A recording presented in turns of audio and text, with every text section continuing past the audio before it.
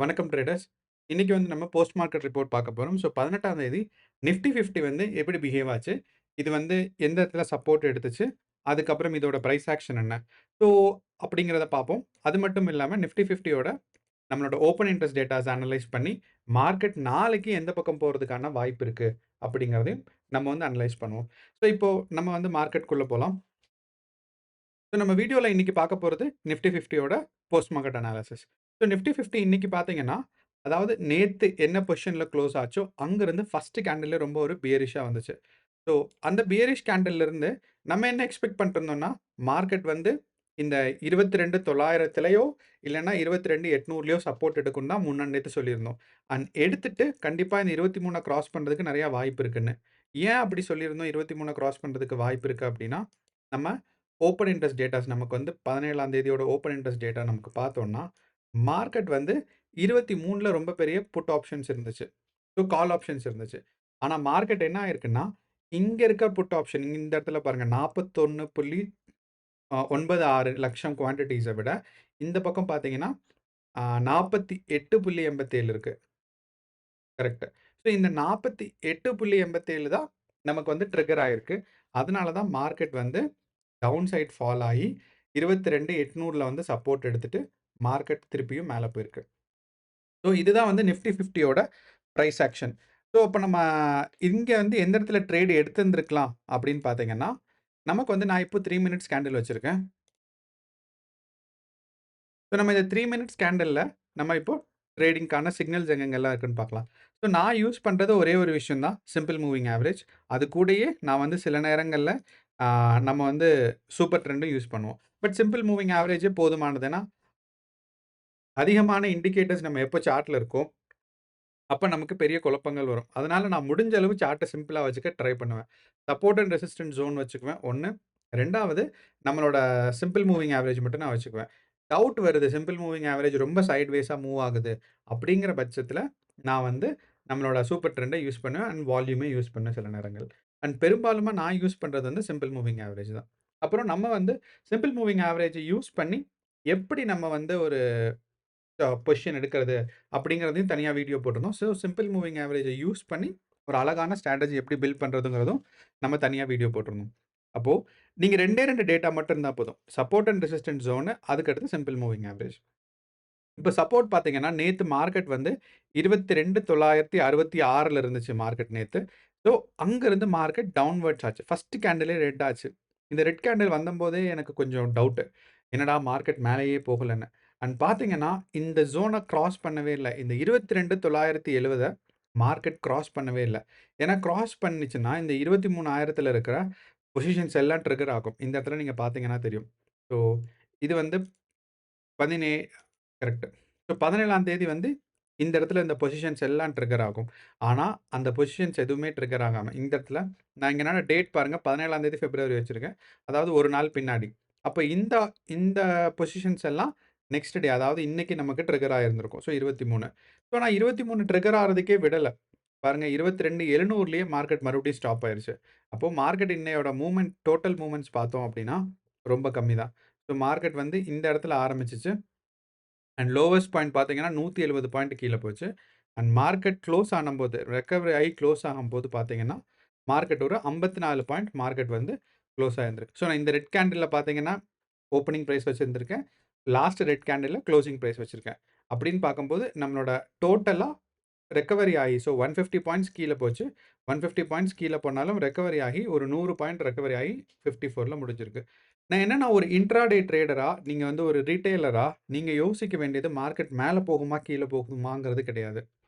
எந்த பக்கம் போகுங்கிற ஒரு டைரக்ஷன நீங்க பிரெடிக்ட் பண்ணிட்டீங்கன்னா போதும், நீங்க வந்து ப்ராஃபிட் எடுத்துக்கலாம். ஸோ இந்த ப்ராஃபிட் எடுக்கிறதுல முக்கியமான விஷயம் என்ன அப்படின்னா, நம்ம வந்து அதாவது நம்ம வந்து லாங் பொசிஷன்ஸ்க்கும் போறதுக்கான முயற்சி ரெடியா இருக்கணும். அதே மாரி ஷார்ட் பொசிஷன்ஸ்க்கும் போறதுக்கான இருக்கணும். சப்போஸ் இந்த இடத்துல இருந்து ஃபர்ஸ்ட் கேண்டிலே லாங் போயிருந்திருக்கலாம். ஆனா, நமக்கு போகக்கூடாது. காரணம் என்னன்னா, ஒரு 10 மணி வரைக்கும் என்னோட ஒப்பீனியன் படி 10 மணி வரைக்கும் நான் ட்ரேட் எடுக்கிறத தவிர்த்துக்குவேன். ஏன்னா, மார்க்கெட் எந்த பக்கம் போகுதுங்கிற ஒரு ஸ்டேபிள் ஆகட்டும் மார்க்கெட். ஏன்னா, அந்த 9:15 டூ 9:15ல வந்து அந்த ப்ரீ மார்க்கெட்ல ஓப்பன் ஆகும்போது, நெறைய பொசிஷன்ஸ் வந்து ஃபில் ஆயிருந்திருக்கும். அந்த பொசிஷன்ஸ் ஃபில் ஆனதெல்லாம் தான் நமக்கு இந்த ஃபர்ஸ்ட் கேண்டில்ல ரிஃப்ளெக்ட் ஆகும். அப்போ ரிஃப்ளெக்ட் ஆயி மார்க்கெட் அங்கருந்து கீழ டவுன்ஃபால் ஆயிருச்சு. இந்த டவுன்ஃபால் ஆகும்போது பார்த்தீங்கன்னா, இங்கேயே 9:30. அப்போ இந்த 9:30 வரைக்கும் ஓகே மார்க்கெட் ஸ்டேபிள் ஆச்சுன்னு. அதுக்கப்புறம் பாருங்க மார்க்கெட் மேல போச்சு. ஸோ, நான் சொன்ன மாரி 10 மணிக்கு தான் நான் வந்து கேண்டிலே பார்க்க ஆரம்பிக்கிறேன். அதுவரைக்கும் பிரைஸ் ஆக்ஷன பார்க்குறேன். மார்க்கெட் எங்க போகுது? பையர் ஸ்ட்ராங்கா இருக்காங்களா? செல்லர் ஸ்ட்ராங்கா இருக்கலான்னு. அப்போ நம்ம ஃபர்ஸ்ட்டு ஒரு 15 நிமிஷத்த பார்த்தோம் அப்டின்னா, நமக்கு வந்து செல்லர்ஸ் தான் ஸ்ட்ராங்கா இருந்திருக்காங்க. ஆனா, அதுக்கப்புறம் பையர்ஸ் ஸ்ட்ராங் ஆக முயற்சி பண்ணியிருக்காங்க. ஆனா, ஏற்கனவே இருந்த பிரைஸ தாண்டி மேல போகல. திருப்பியும் பையர்ஸ் வந்து லூஸ் பண்ணிட்டாங்க. அதாவது பியரிஷ் மார்க்கெட்டா இருந்திருக்கு. இந்த பியரிஷ் மார்க்கெட்லருந்து மார்க்கெட் டவுன் சைட் வந்துட்டு மேல போக ட்ரை பண்ணப்போ, இந்த இடத்துல அவங்களோட பொசிஷன்ஸ லூஸ் பண்ணிட்டு, திருப்பியும் மார்க்கெட் ரீட்ரேஸ் பண்ண ஆரம்பிச்சுருச்சு. இந்த ரீட்ரேஸ் பண்ணும்போது, நான் வந்து இந்த 2 எஸ்எம்ஏ வச்சிருக்கேன். ஒண்ணு வந்து 10 சிம்பிள் மூவிங் ஆவரேஜ். இந்த கிரே கலர் லைன் வந்து 20 சிம்பிள் மூவிங் ஆவரேஜ். அப்போ இந்த 10 அண்ட் 20ய கிராஸ் பண்ண அடுத்த ரெட் கேண்டில், இந்த ரெட் கேண்டில்ல நம்ம வந்து பொசிஷன் எடுக்கிறோம். ஸோ நீங்க ஸ்பாட்டுக்கும் எடுக்கலாம். அதே மாரி ஆப்ஷனும் பை பண்ணலாம். அது உங்களோட சாய்ஸ். அங்கருந்து இங்க கீழ வந்தீங்கன்னா, மார்க்கெட் இதுவரைக்கும் உங்களுக்கு ப்ராஃபிட் கிடைக்கும். அண்ட் இந்த இடத்துல நீங்க பொசிஷன குளோஸ் பண்ணணும். எப்போ அப்டின்னா, மார்க்கெட் எப்போ வந்து இந்த 10 சிம்பிள் மூவிங் ஆவரேஜ கிராஸ் பண்ணதோ, அப்ப நீங்க மார்க்கெட்ட பொசிஷன் குளோஸ் பண்ணணும். ஸோ ஆன் டோட்டல் பார்த்தோம் அப்டின்னா, நமக்கு எவ்வளோ ப்ராஃபிட்ஸ்க்கான வாய்ப்பு இருக்குன்னா, இங்கருந்து இதுவரைக்கும் நமக்கு வாய்ப்பு இருக்கு. அதாவது ஒரு 58 பாயிண்ட்ஸ் மூவ்மெண்ட்க்கான வாய்ப்பு நமக்கு இருந்திருக்கு. அப்போ இங்கிருந்து திருப்பி ரீட்ரேஸ்மென்ட் பண்ணும்போது, நம்ம ஏன் எடுக்கக்கூடாது அப்டின்னா, மார்க்கெட் வந்து நீங்க பார்த்தீங்கன்னா 10 சிம்பிள் மூவிங் ஆவரேஜ்க்கும், இந்த 20 சிம்பிள் மூவிங் ஆவரேஜ்க்கும் நடுவுல இருக்கு. அப்போ இந்த 10 அண்ட் 20 சிம்பிள் மூவிங் ஆவரேஜ்க்கு நடுவுல இருக்கும்போது, நீங்க வந்து பிரச்சனை நடக்குது. ஓகே. இந்த 10 சிம்பிள் மூவிங் ஆவரேஜ்க்கும், 20 சிம்பிள் மூவிங் ஆவரேஜ்க்கும் நடுவுல மார்க்கெட் இருக்கும்போது, நீங்க இந்த இடத்துல எடுத்தீங்கன்னா, உங்களுக்கு வந்து டிஃபிகல்ட்டா இருக்கும். அதனால வெயிட் பண்ணணும். அண்ட் மார்க்கெட் வந்து ரிவர்ஸ் ஆகும்போது, பவுன்ஸ் பேக் ஆகும்போது, நம்ம ட்ரெண்ட் எடுக்கலாம். சப்போஸ் உங்களுக்கு வேற ஏதாவது ஒரு செட்டப் இருக்கு. இல்ல வேற ஏதாவது ஒரு ஸ்ட்ராட்டஜி இருக்குன்னா, நீங்க அத ஃபாலோ பண்ணுங்க. நான் வந்து சிம்பிள் மூவிங் ஆவரேஜ் தான் ஃபாலோ பண்றேன். அண்ட் நமக்கு இந்த 22,800லேருந்து சப்போர்ட் எடுக்கும்போதே நமக்கு தெரிஞ்சிருச்சு. மார்க்கெட் கண்டிப்பா மேல போகும்ன்னு. அண்ட் இந்த மார்க்கெட் மேல போனது பார்த்தீங்கன்னா, எவ்வளோ தூரம் போயிருக்குங்கிறத நமக்கு காலையிலேயே புரியும். ஏன்னா, இந்த இடத்துல தான் நமக்கு பிரைஸ் ரிஜெக்ஷன் நெறையா நடந்திருக்கு. அதே மாரி இந்த இடத்துல நமக்கு ஒரு செகண்ட் பிரைஸ் ரிஜெக்ஷன் நடந்திருக்கு. மார்க்கெட் அதே மாரி இங்க போயிட்டு, ஒரே ஒரு தடவ மட்டும் கொஞ்சம் ஒரு 2 கேண்டில் ஃபுல்லா மேல போல. லைக் ஜஸ்ட் கொஞ்சம் டெஸ்ட் பண்ணிட்டு திருப்பி ஃபால் பேக் ஆயிருச்சு. ஸோ, இதுதான் வந்து மார்க்கெட்டோட பிரைஸ் ஆக்ஷன் இன்னைக்கு. அப்படின்னா மார்க்கெட் வந்து லோவர் சைட். நம்ம வந்து 4 சப்போர்ட் அண்ட் ரெசிஸ்டன்ஸ் வச்சிருந்தோம். அதாவது இங்க 23, 23, 23.50, 23,150. ஆனா, மார்க்கெட் என்ன ஆயிருந்திருக்குன்னா, அந்த லோவர் சைட்ல தான் இருந்திருக்கு. அதாவது இங்க 4 சப்போர்ட் அண்ட் ரெசிஸ்டன்ஸ்ல லோவர் சப்போர்ட் அண்ட் ரெசிஸ்டன்ஸ்குள்ள தான் மார்க்கெட் இருந்திருக்கு. அண்ட் எல்லாருமே சொல்லிட்டு இருக்காங்க, நிஃப்டி 50 அண்ட் பேங்க் நிஃப்டி வந்து மார்க்கெட் கீழ போறதுக்கான வாய்ப்பு தான் ரொம்ப அதிகம். மேல போறதுக்கு இல்லன்னு. அப்ப நீங்க ஒரு ரீட்டெய்லர்ஸா செல்லிங்க்கான ஸ்ட்ராட்டஜியும் பில்ட் பண்ணி வைங்க. பையிங்க்கான ஸ்ட்ராட்டஜி மட்டும் பில்ட் பண்ண தேவையில்ல. அப்போ நாளைக்கு என்ன நடக்கலாம் அப்படின்னு பார்த்தீங்கன்னா, இன்னைக்கு சார்ட்டும் இன்னைக்கு இது வந்து அதுக்கு 17ஆம் தேதி பிப்ரவரிக்கானது. அடுத்து 18ஆம் தேதி பார்த்தீங்கன்னா, ஓப்பன் இன்ட்ரெஸ்ட் சேஞ்ச் வந்து சேமா தான் இருக்கு. அதாவது நம்மளோட 22,950ல இருக்கு. ஆனா 22,950லிருந்து நமக்கு மார்க்கெட் எந்த பக்கம் மூவ் ஆகுறதுக்கு சான்சஸ் இருக்கு அப்படின்னு என்கிட்ட கேட்டீங்கன்னா, எனக்கு தெரிஞ்சு மார்க்கெட் திருப்பியும் லோவர் சைடு போறதுக்கு தான் வாய்ப்பு இருக்கு. திருப்பியும் நாளைக்கு 28,900ல ஒரு சப்போர்ட்டும், 22,800ல ஒரு சப்போர்ட்டும். ஏன் அப்படி நான் சொல்றேன்? ஏன்னா, இந்த இடத்துல 23,000ல நமக்கு நெறைய கால் ஆப்ஷன் இருந்தாலும், ஓஐ சேஞ்ச் பார்க்கும்போது, இந்த இடத்துல பார்த்தீங்கன்னா, ஓஐ சேஞ்ச் இங்க வந்து ஆல்மோஸ்ட் ஒரு 50% சேஞ்ச் நடந்திருக்கு. ஸோ நீங்க ஓஏ சேஞ்ச் பார்த்தீங்கன்னா, ஆ 35,000 கால் ஆப்ஷன்ஸ் வந்து கம்மியா இருந்திருக்கு. ஆனா இந்த இடத்துல பார்த்தீங்கன்னா, உங்களுக்கு வந்து ஒரு ஒரு 30% தான் சேஞ்ச் நடந்திருக்கு. இப்போ 900 தொ சாரி 93,000 இருந்த 93,00,000 இருந்த கால் ஆப்ஷன்ஸ் எவ்வளவா குறைஞ்சிருக்கு அப்டின்னா, 60,000 குறைஞ்சிருக்கு. ஸோ அப்படிங்கும்போது எனக்கு ஒரு 3ல 1 பங்கு தான் குறைஞ்சிருக்கு. ஆனா இங்க பார்த்தீங்கன்னா, 2ல 1 பங்கு குறைஞ்சிருக்கு. அப்படிங்கும்போது மார்க்கெட்டோட ட்ரெண்ட் வந்து மோஸ்ட்டா டவுன் சைட் போறதுக்கான வாய்ப்பு தான் நமக்கு அதிகமா இருக்கு. ஸோ மேல போனாலுமே இந்த 23,000க்கு கீழ சப்போர்ட் எடுத்து மார்க்கெட் திருப்பி வந்துரும். ஸோ இது வந்து நம்மளோட ஓஏ சேஞ்ச். ஓஏ சேஞ்ச் எப்படி ரீட் பண்றது அப்படின்னு கேட்டீங்கன்னா, இந்த மாரி இருக்கு. ஸோ அப்போ மார்க்கெட் கால் ஆப்ஷன் இந்த இடத்துல அதிகமா இருந்துச்சுன்னா, மேல மார்க்கெட் மூவ் ஆகும். இ அட் த மணிக்கு பக்கத்துல புட் ஆப்ஷன் நெறைய அதிகமா இருந்துச்சுன்னா, மார்க்கெட் வந்து கீழ மூவ் ஆகும். ஆனா, அத கன்ஃபார்ம் பண்றது என்னன்னா, இந்த ஓஐ சேஞ்சுன்னு சொல்றது. ஸோ எந்த பக்கம் சேஞ்ச் அதிகமா இருக்கோ அதாவது மொத நாள் இருந்துச்சு. அதுக்கப்புறம் அவங்க வந்து வித்திருப்பாங்க. இல்ல பொசிஷன் க்ளோஸ் ஆயிருந்திருக்கும். இந்த மாரி எந்த பக்கம் சேஞ்ச் அதிகமா இருக்கோ, அந்த பக்கம் மூவ்மெண்ட்க்கான சான்சஸ் ரொம்ப அதிகமா இருக்கு. அப்படிங்கும்போது, நம்மளோட நிஃப்டி 50 நாளைக்கு பார்த்தீங்கன்னா, அதிகபட்சம் 23,000 வரைக்கும் தான் போறதுக்கான வாய்ப்பு இருக்கு. ஸோ, அப்போ நம்ம வந்து ஒரு ஒரு ட்ரெண்ட் சிக்னல் மாரி வரைஞ்சோம்னா, நாளைக்கு அதிகபட்சம் போனா இந்த 23,000 போயிட்டு 23,000லேருந்து மறுபடியும் மார்க்கெட் டவுன்ஃபால் ஆகும்.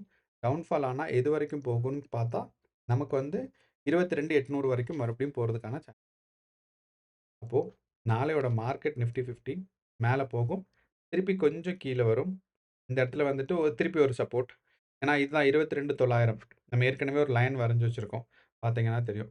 அப்போ அங்கிருந்து ஒரு சின்ன ரீட்ரேஸ்மென்ட் திருப்பி 22,800. இந்த மாரி மார்க்கெட் போறதுக்கான வாய்ப்பு நாளைக்கு நெறையா இருக்கு. பட் இருந்தாலும் யுஎஸ் மார்க்கெட் எப்படி பிஹேவ் ஆகுதுங்கிறத பொறுத்து தான் நம்ம வந்து டெஸ்ட் பண்ண முடியும். அதாவது ஒரு ரிலையபிலிட்டியான ஒரு ரிசல்ட் குடுக்க முடியும். ஸோ அது வந்து நம்ம ப்ரீ மார்க்கெட் அனாலிசிஸ்ல பார்க்கலாம்.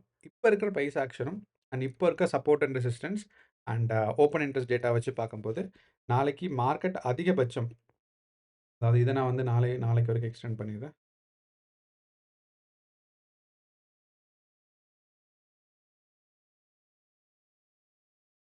ஓகே. ஸோ நாளைக்கு அதிகபட்சம் நம்ம வந்து ஒரு 23,000த்துலயும் ஒரு ட்ரெண்ட் லைன் ஒரு ஒரு ரெசிஸ்டன்ஸ். அப்போ நாளையோட மார்க்கெட் என்னன்னா, மார்க்கெட் வந்து அதிகபட்சம் மேல போனா 23,000 வரைக்கும் போயிட்டு, ரீட்ரேஸ்மென்ட் 22,900 வந்துட்டு அங்கருந்து 22,800க்கு கீழ வரதுக்கான வாய்ப்பு நெறையா இருக்கு. அப்போ நீங்க இந்த 3 பிரைஸ் மட்டும் ஞாபகம் வச்சுக்கிட்டா போதும். ஸோ நீங்க லாங் போகணும் அப்டின்னா, கண்டிப்பா நீங்க வந்து இந்த இடத்துல வெயிட் பண்ணுங்க. அப்பன்னா தான் ஒரு ரீட்ரேஸ்மென்ட் நடக்கும். அண்ட் லாங் போறதுக்கான வாய்ப்பு ரொம்ப ரொம்ப கம்மி. அதனால நீங்க ஷார்ட் அதாவது செல்லிங்க்கான ஆப்ஷன்ஸ் தான் நீங்க பார்க்கணும். எய்தர் மார்க்கெட் இங்கேருந்து டவுன்ஃபால் டைரக்ட்டா ஆகலாம். அண்ட் டவுன்ஃபால் ஆனாலும் இந்த 22,900ல ஒரு ரீட்ரேஸ்மென்ட் நடக்கும். அப்ப இந்த 22,900 கிராஸ் ஆனோனே, நீங்க வந்து கன்ஃபார்மா 22,800 வரைக்கும் வர்றதுக்கான நீங்க பொசிஷன் எடுக்கலாம். 1. 2வது நீங்க லாங் போறதா இருந்துச்சுன்னா, இந்த இடத்துல ட்ரெண்ட் ரிவர்சல்க்கான சிக்னல் பாருங்க. நேத்து நடந்த மாரி. இந்த ட்ரெண்ட் ரிவர்சல்க்கான சிக்னல் நீங்க பார்த்தீங்கன்னா தான், மார்க்கெட் திருப்பி லாங் பொசிஷன் போ முடியும். அப்போ நாளைய மார்க்கெட்லயும் long as well as short அதாவது 2மே பண்றதுக்கான ஒரு ஒரு செட்டப் இல்லன்னா, ஒரு ஸ்ட்ராட்டஜி ரெடி பண்ணி வச்சுக்கோங்க. லாங்குக்கு மட்டும், ஷார்ட்டுக்கு மட்டும் அப்படின்னு இல்ல. சப்போஸ் நீங்க ஆப்ஷன்லயோ, இல்ல ஃபியூச்சர்ஸ்லயோ நீங்க ட்ரேட் பண்றதா இருந்தா, அவுட் ஆஃப் த மனில வாங்காதீங்க. அதே மாரி இந்த மனில வாங்குங்க. அதாவது அட் த மனிக்கு கொஞ்சம் பக்கத்துல வாங்குங்க. ரொம்ப எக்ஸ்ட்ரீம் லெவல்ல போய் வாங்காதீங்க. நான் என்ன சொல்ல வரேன்னா, இப்ப இருக்கிற 22,950 இருக்கு. நீங்க அதிகபட்சம் ஆப்ஷன் வாங்குறேன்னா, 22,800ல வாங்குங்க. அப்படி இல்லன்னா 23,000த்துல வாங்குங்க. அண்ட் உங்களுக்கு டவுட்டா இருக்கு மார்க்கெட் மேல கீழ போகும்னா, straddle புக் பண்ணுங்க. நீங்க at the push at the மனில. ஸோ தட் உங்களுக்கு ஈஸியா இருக்கும். உங்களோட லாஸஸ் வந்து மினிமைஸ் ஆகும். straddle புக் பண்ணா ப்ராஃபிட் வருங்கிறது கிடையாது. straddle நீங்க புக் பண்ணீங்கன்னா, அதாவது straddleனா 2 பக்கமும் பொசிஷன் எடுக்கிறது. அந்த பக்கமும், இந்த பக்கமும். ஸோ straddle புக் பண்ணும்போது, நமக்கு என்னன்னா லாஸ் மினிமைஸ் ஆகும். ஒரு லெக்ல வர ப்ராஃபிட்ட லாஸா இன்னொரு லெக்ல கவர் பண்ணுமே ஒழிய, நீங்க வந்து ப்ராஃபிட் எக்ஸ்ட்ரார்டினரியா எதிர்பார்க்க முடியாது. ஸோ இது வந்து லாஸ் மினிமைசிங் தான் நம்ம வந்து சேடில் அதாவது 2 பொசிஷன் எடுக்கிறது. ஒரு லாங்கும், ஒரு ஷார்ட்டும் எடுக்கிறது. ஸோ ஞாபகம் வச்சுக்கோங்க. உங்களுக்கு வேற ஏதாவது டவுட் இருக்கு, இல்ல சந்தேகம் இருக்குன்னா, கமெண்ட் பாக்ஸ்ல போடுங்க. அதே மாரி இந்த வீடியோ யூஸ்ஃபுல்லா இருக்குன்னா, அதையும் கமெண்ட் பாக்ஸ்ல சொல்லுங்க. ஸோ தட் எனக்கு வந்து இது கண்டிப்பா பயனுள்ளதா இருக்கா, இல்லையான்னு தெரியும். அப்புறம் நம்ம சேனல்ல வந்து டெய்லியும் நிஃப்டி 50 அண்ட் பேங்க் நிஃப்டியோட டெய்லி அனாலிசிஸ் பண்ணிட்டுருக்கோம். இது தொடர்ந்து தெரிஞ்சுக்கிறதுக்கு சேனல சப்ஸ்கிரைப் பண்ணுங்க. அண்ட் உங்க ஃப்ரெண்ட்ஸ் அண்ட் ஃபேமிலி யாராவது ட்ரேட் பண்ணிட்டு இருந்தாங்கன்னா, அவங்களுக்கும் இந்த வீடியோவ ஷேர் பண்ணுங்க. கண்டிப்பா பயனுள்ளதா இருக்கும். நன்றி. வணக்கம்.